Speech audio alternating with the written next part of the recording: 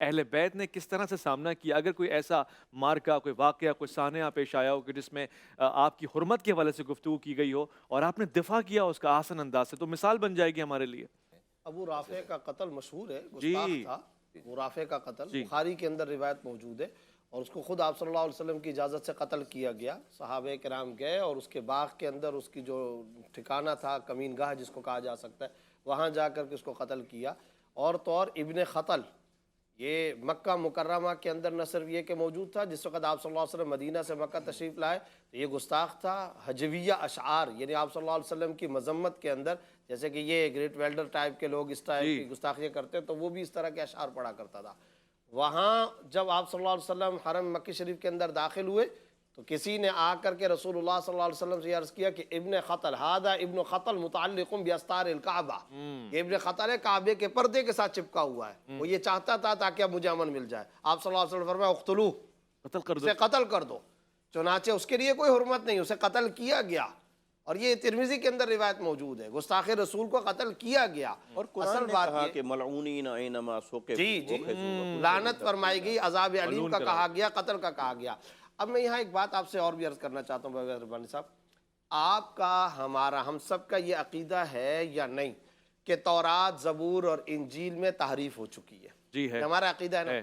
لیکن میں آپ سے ایک سوال پوچھتا ہوں، مسلمان پوری دنیا میں بہت سارے گناہ گار ہو سکتے ہیں، اور گناہ گار ہیں ہم سب، پوری دنیا میں کوئی ایک واقعہ آج تک پیش آیا کہ کسی مسلمان نے تورات، زبور، انجیل، بائبل میں سے کسی کو جلایا ہو؟ ہو ہی نہیں سکتا، ہو ہی نہیں سکتا۔ آج تک کوئی ایک بتا دے۔ Never ever. آگے چلے، کوئی ایک مسلمان، وہ قاتل ہو سکتا ہے، ڈاکو ہو سکتا ہے، سب کچھ کر سکتا ہے، لیکن کوئی ایک مسلمان آج تک دکھا دیں ہسٹری کے اندر اور آج کے دور میں جس نے حضرت عیسیٰ علیہ السلام کی شان میں گستاخی لا کی، حول ولا قوت، حضرت موسیٰ علیہ السلام کی شان میں گستاخی کی ہو؟ تصور ہی نہیں۔ اچھا، اب بات یہ ہے، جیسا کہ حضرت نے فرمایا، اور بہت اہم بات فرمائی، سامنے کچھ لوگ کھڑے، میری ماں کو مسلسل گالیاں دے رہے ہیں، میں آگے سے کیا بولوں؟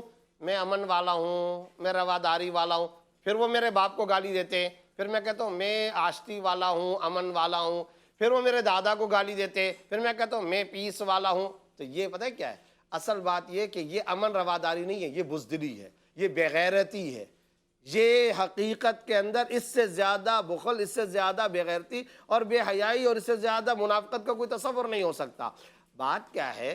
ہر جو اللہ کا، اسلام کا، شریعت کا حکم آتا ہے وہ اپنے محل پر فٹ ہوتا ہے۔ آتوا الزکاۃ کا حکم کس کے لیے ہے؟ جس کے پاس مال ہوگا، یہ زکوٰۃ والا حکم اس کے لیے لاگو ہوگا۔ ہر جگہ کا، موقع کا، محل کا ایک شریعت کا حکم ہوتا ہے۔ اللہ اکبر کہہ کر آپ نماز شروع کرتے ہیں، جیسے ہی نماز شروع کرتے ہیں کیا ایسا کہتے ہیں اللہ اکبر اللہم صلی علی محمد وعلی آل محمد؟ کبھی پڑھتے نہیں؟ حالانکہ درود پڑھنا تو بہت اچھی بات ہے بھائی، درود پڑھنے کا مقام تشہد کے بعد ہے، حج ربیع الاول میں نہیں ہو سکتا، صحیح۔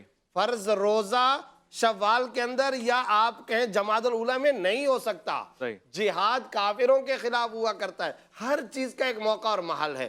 یاد رکھیے، جب اس جیسے ملعون پیدا ہوں گے اور وہ گستاخی کریں گے، اب اس کے مقابلے میں رواداری، امن، پیس، اب یہ باتیں نہیں آئیں گی، یہ اس کا محل ہی نہیں ہے، یہ اس کا مقام ہی نہیں ہے۔ اب اگر یہ باتیں کرو گے تو بزدلی ہے۔ جیسا کہ تمہاری ماں کو کوئی مسلسل گالیاں دیے جا رہا ہے، آپ کو میں تو امن والا ہوں، میں پسند کرتا ہوں کہ پیس ہونا چاہیے، ارے بھائی یہ بزدلی ہے، منافقت نہ کرو، بےغیرتی کا مظاہرہ نہ کرو۔ اب یہاں پر کیا آئے گا؟ اب یہاں قتال آئے گا، اب یہاں جہاد آئے گا، اب یہاں احتجاج آئے گا، اور ہم تو اس کے باوجود یہ کہہ رہے ہیں کہ قتل و غارت گری کی طرف نہ جائیں، لیکن ہم یہ تو منصفانہ مطالبہ رکھتے ہیں، اگر آئین سازی کوئی دنیا میں چیز ہے، اگر یہ دنیا جنگل نہیں ہے اور اس کے اندر کوئی انصاف کے کوئی پیمانے ہیں، تو پھر یاد رکھو کہ پھر آئین سازی کی طرف آؤ، قانون سازی کی طرف، انٹرنیشنل سطح پر آؤ۔ اچھا، پھر یہ کہا جاتا ہے جناب فریڈم آف سپیچ، برطانیہ کی سڑک پر کوئی کسی کی ماں کو گالی دے سکتا ہے، ملکہ کو کوئی برا کہہ سکتا ہے، ہولوکاسٹ کے خلاف کوئی بات کر سکتا ہے، آسٹریلیا کے اندر قوانین کیا موجود نہیں ہے؟ تو اگر آج کے چلتے پھرتے دکھنے والے انسانوں کے لیے قوانین ہے، میری ماں کے لیے قانون ہے، آپ کے ابا کے لیے قانون ہے، تو کیا آقا صلی اللہ علیہ وسلم کی ناموس کے لیے کوئی قانون نہیں ہوگا؟